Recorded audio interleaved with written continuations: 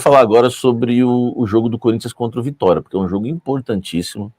Eu falei aqui na introdução, né, da nossa live. Se o Vitória vencer o Corinthians, por exemplo, no Barradão, o Vitória fica a 2 pontos do Corinthians, o Vitória que está na zona de rebaixamento. Então, é um jogo que o Corinthians precisa de um bom resultado, né? No mínimo um empate, mas uma vitória seria ideal, claro. Falando do time que vai enfrentar o Vitória, eu tenho uma informação exclusiva para vocês. O José Martínez será o lateral direito do Corinthians na partida deste sábado contra o Vitória. Existia a dúvida, né? Aliás, né, até esse momento muita gente, né, o torcedor corintiano queria saber, né, quem vai jogar, porque eram várias alternativas e o Dorival testou várias nos treinamentos. Tinha o Hugo, né, jogar ali com invertido, né, o Hugo lateral esquerdo jogar na direita, o Félix Torres, que é o grande medo, né, do torcedor corintiano. Tinha o Charles também para fazer essa função. Enfim, várias opções. O Jacaré, o menino Jacaré, que não foi relacionado para o jogo, que é o único que é da posição de origem mesmo. Até o Tchoca ali, enfim, né, foram vários nomes citados, mas eu apurei que o José Martínez foi o escolhido do técnico Dorival Júnior para essa partida, para fazer a lateral direita. Lembrando que muita gente até achou que talvez não poderia ser o Martínez, o Faraldo, porque o Michael também não joga no meio campo, então você fica com um desfalque ali no meio, né? Você fala, pô, o Martínez vai ser o substituto do Michael. Não, mas o Dorival escolheu o Martínez para jogar na ala, ali na lateral direita, e aí eu queria saber de vocês, o Faraldo, você primeiro, se você acha que é uma boa escolha do Dorival, se ele acertou, ou se essas outras opções aí seriam as mais viáveis. Eu gosto, Samir, eu gosto. Sendo bem sincero, não tinha essa informação, estou sendo informado agora, em primeira mão, por você, e te confesso que me caiu bem a notícia, diante de todos os cenários que o Corinthians poderia ter. E aí ficou a situação alarmante, né, que já não é de hoje, é desde o começo da temporada, quando o Fagner vai para o Cruzeiro, o Corinthians não se preparou a nível de elenco, né, para essa temporada. A lateral direita, acho que talvez seja a grande prova disso. Ter Mateuzinho e rezar para o Mateuzinho conseguir jogar todos os jogos, né? O que não vai acontecer, obviamente. Então, em muitos momentos da temporada, você vai ter uma lacuna a ser preenchida ali, ou, enfim, a ser improvisada, né, de alguma forma. E o improviso da vez é o Martínez. Eu acho que é uma boa. O Martínez hoje é um daqueles 11 jogadores confiáveis do Corinthians. É lógico que ele é confiável como volante, não necessariamente como lateral. Mas me parece ser um jogador mais pronto do que as opções que o Corinthians tem, por exemplo, na base para essa posição, ainda que me incomode ver que, sei lá, o Jacaré não teve sequência em momento algum, mas prefiro acreditar que você não está tendo sequência porque não está demonstrando, não está passando a confiança para a comissão técnica no dia a dia, nos treinos. E o Martínez, por ser um jogador mais pronto, eu vejo com bons olhos, mesmo que improvisado, escalado ali. Aí abre-se esse buraco no meio de campo, mas aí o meio de campo é o que você falou. Beleza, não tem o Maicon, teria o Martínez, se não vai ter o Martínez, vai ter quem? Bom, se o Jacaré não está mostrando, né, uma evolução a nível de futebol profissional para ser escalado ali, a gente tem o Corinthians tem um volante vindo da base que está chamando a atenção de todo mundo nos bastidores e até para o torcedor nas poucas vezes em que entrou em campo, né, que é o André. Então, eu já acho que vai meio que nessa linha, sabe? Bom, vamos resolver a lateral que a gente não tem quem colocar de confiança, e aí se abre um buraco no meio de campo, no meio de campo a gente tem como confiar no menino da base que está surgindo. E eu imagino que o André pode ganhar espaço, por exemplo, nesse jogo contra o Vitória. É um Ele está cobertor ainda, curto, ele né? tá ainda com, ele tá ainda com problema ainda, Faraldo, o problema no tornozelo, né? Que É é um verdade. torce. É verdade, é Ele verdade, é não foi verdade. relacionado, mas você tem razão. Se tivesse sido relacionado, a última apresentação dele deixou uma boa impressão, muito boa, né, Faraldo? Exato, exato. Foi Todas dele no contra o Santos, profissional, né, né? na Vila, né? Foi contra o Contra o Santos na Vila, ele Santos. entrou bem demais. Aquele jogo dele no Maracanã contra o Fluminense também, que foi um jogo Contra o horroroso do Mirassol, que Corinthians, ele fez apesar o da gol. vitória. Contra o Mirassol, que ele faz o gol. Todas as atuações dele no profissional que eu me lembro, assim, foram boas atuações. Aí já é um exemplo de um setor que você consegue confiar no menino da base que tá surgindo, mesmo que não para esse jogo de amanhã, diferente da lateral direita, né? Mas eu entendo, viu? Você me pergunta, para ser mais direto, sim, você me perguntou do Martins na lateral, eu gosto da ideia, acho que é um jogador pronto ali. Eu também gosto da ideia. E aí, o Renan, vou jogar a bola para você agora, porque fica uma questão ainda para a gente resolver, né? Eu fiz a pergunta aqui para a fonte, depois acabei não recebendo aí a resposta da segunda pergunta. Porque se o Martínez joga vai ser o substituto do Mateuzinho, está confirmado, né, pelo menos na minha apuração, a gente vai ter que escalar esse Corinthians agora. Então, por exemplo, no meio-campo, você tem 2 volantes, o Bidon e o Ranieri. Você tem o Garro hoje como titular e o Bidu. Eu acredito, tá? Foi essa segunda pergunta que eu fiz, se a Fonte responder durante a nossa live aqui, eu até trago aqui para o nosso público para a gente debater, mas eu acredito que o Corinthians vai novamente com 3 zagueiros. E aí fica a dúvida, né? Se ele mantém o Kaká junto com o Gustavo Henrique que volta e o Tchoca, ou o André Ramalho entra como titular, porque já está confirmado, André Ramalho e Carrillo viajaram, são as novidades, isso aí não é novidade, né, para muita gente, que o Corinthians divulgou. Então fica a questão, pelo menos na minha opinião, ficaria assim, né? O Felipe Longo no gol, né? Eu trouxe na minha coluna que a lesão do Hugo era grau 2, ele não jogaria contra o Vitória, vai o Felipe Longo no gol, aí ficam 3 zagueiros, vai. Aí você pode colocar o João Pedro Tchoca, o André Ramalho ou o Kaká e o Gustavo Henrique. Depois, nas alas, o Martínez, porque você tem o Martínez como ala, é melhor para ele do que como lateral direito, né, de origem. Você tem Martínez e o Bidu como alas, o Raniel e o Bidon de volantes, o Garro na armação e na frente o Memphis e o Yuri. Vocês acham que pode ser esse o time do Corinthians? Ou não? Pode pintar uma linha de 4 ali com o Martínez e 2 zagueiros. O que vocês acham? Bom, Samir, eu acho que tá nessa linha de seguir nos 3 zagueiros, né? Eu só não sei por que você não considerou o Félix Torres. Brincadeira, brincadeira nessa daí. Né? Eu sou muito cruel, eu preciso melhorar muito. Mas é claro que o Félix Torres é a última opção, então tô só brincando. Eu imagino até que o Ramalho comece o jogo, tá? Porque aí é imaginação minha mesmo, porque ele treinou a semana inteira já liberado pelo departamento médico, já tá em condição física, já treinou com os outros atletas, já estava em transição até mesmo na semana passada já. Então, eu imagino que vá o André Ramalho mesmo para voltar para ter esse trio de zaga aí. Aí eu iria com Gustavo Henrique, Tchoca e André Ramalho, né? Então, e ainda tem, acho que talvez o Angileri esteja na frente do que o Félix Torres, se fosse ter uma outra opção para zaga, se a gente fosse ver.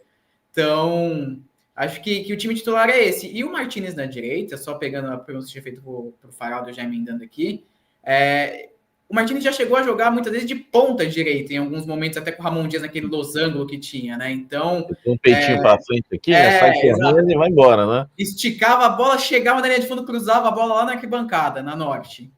Então, mas seguindo a linha do que foi o Martínez nos últimos tempos, não é nem de improviso, porque ele jogava na ponta direita do losango mesmo.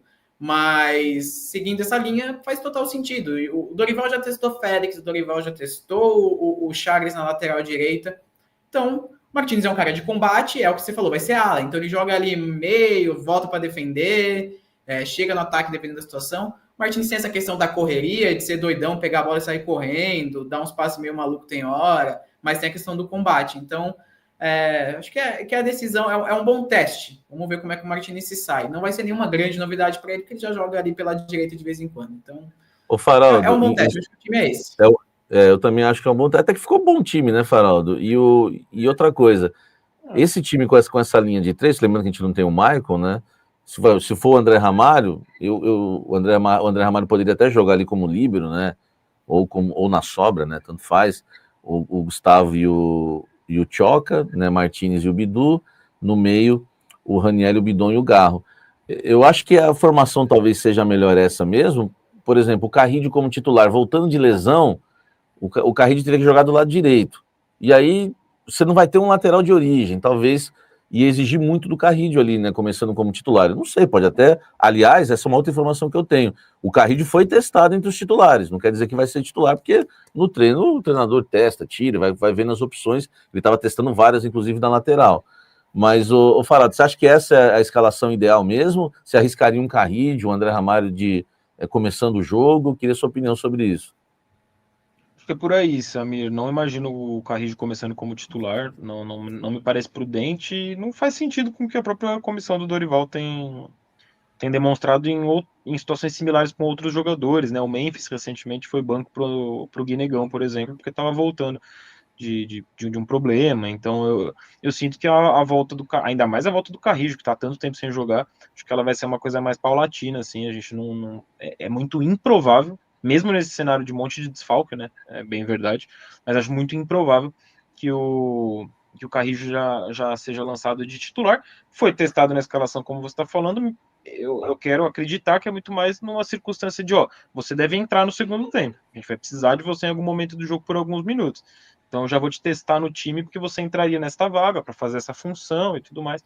É muito mais do que eu projeto aí para o Carrijo, que já é uma ótima notícia para o Corinthians, para quem imaginava que o Carrijo era dúvida, né, para dezembro, para a Copa do Brasil. Já é uma baita notícia ele estar relacionado para esse jogo de amanhã contra o Vitória. Em termos de escalação, vai um pouco na linha do que a gente está debatendo desde que a gente começou a falar dos desfalques da escalação para esse jogo contra o Vitória. O Corinthians é hoje um elenco de Deu desfalques por uma. muitas vezes. Aí voltou. Não voltou, Os jogadores que não são desfalques por muitas vezes eles não são confiáveis.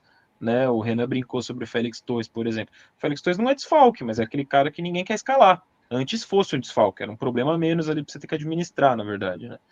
Então, entre desfalques e esses jogadores bombas, dores de cabeça que o Corinthians tem, cara, me parece que a escalação, e aí eu vou falar dos jogadores de linha, mas me parece que a escalação ideal, ainda mais com a informação que você trouxe do Martinez ali na lateral direita, é um Martinez e Bidu como alas, um Corinthians com uma linha de 3 zagueiros, com Gustavo Henrique, André Ramalho e o Tchoca, e aí o meio de campo, com o que tem, basicamente, né?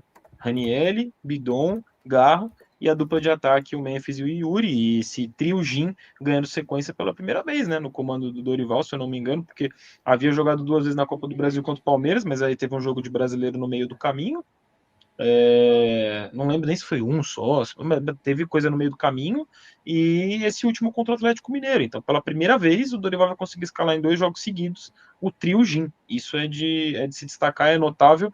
E para dar uma moral aí pro pessoal que está com a gente aqui no chat, o Costa Júnior está falando que o Corinthians não tem goleiro reserva, o Fabão dizendo que prefere o Donelli ao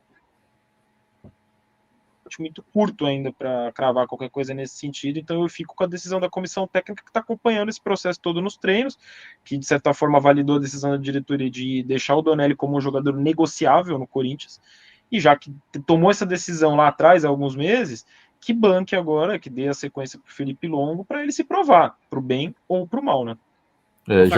Já recuaram, né, Faraldo? Porque o Donelli agora, inclusive, viajou, né? Tá ficando no banco. Mas eu tô com o Faraldo. Se você agora chega e tira o Felipe Longo do gol, acabou pro menino, né? Porque ele toma 3 gols contra o Santos na estreia. E aí, depois de um jogo só, porque o Donelli teve várias oportunidades, né? Se você tira o Felipe Longo agora, dá uma queimada, não dá, Renan? No menino? Com certeza, e até porque o Felipe não teve culpa nos gols que sofreu do Santos, cara. Um foi um pênalti, outro foi um golaço do Barreal. Ele só não é longo, né? Mas não falhou. Né? Exato. Um braço ali, continuando. O outro foi um tiro ali do Zé Rafael de cabeça na linha da pequena área. Não tinha muito o que fazer, né? É o que você falou, amigo. O Donelli teve chances, o Donelli teve tempo. Quando aquele intervalo entre a saída do Carlos Miguel e a chegada do Hugo, o Donelli teve ali 8 jogos para disputar. E até pegou um pênalti contra o Cuiabá lá, uma vez, mas não teve brilho, teve algumas críticas, alguns erros, outros acertos. Então, na hora de dar chance para o menino, não adianta tirar ele agora, né? Você jogou um jogo ali e já vai tirar, não vai colocar mais. Né? Então, acho que é isso. Sobre o Carrilho, eu tive num evento essa semana que o Carrilho estava, e aí eu tive um papo com ele rapidinho. Inclusive, amanhã aqui no UOL sai uma entrevista que eu fiz com o Carrilho, um papo, algumas perguntinhas, alguma conversa. Boa, antecipa pra gente. É que a gente é tudo fofoqueirinho, a gente quer saber. E aí ele fala para mim, eu não tô 100%. Eu vou jogar, eu vou voltar, mas eu não tô 100%. Então, acho que muito isso dele não ser titular passa também por esse processo. O André Ramalho é um caso um pouco diferente, uma lesão um pouco mais leve, né? O Carrilho teve uma lesão ligamentar. O André Ramalho teve um estiramento. São 2 coisas completamente diferentes, uma mais complexa que a outra. O Carrilho surpreendeu nessa volta, porque todo mundo esperava que ele fosse voltar até o final do ano. Ele mesmo falaram para mim, você não joga mais esse ano. E aí, do nada, ele surpreende e volta muito mais rápido do que era esperado.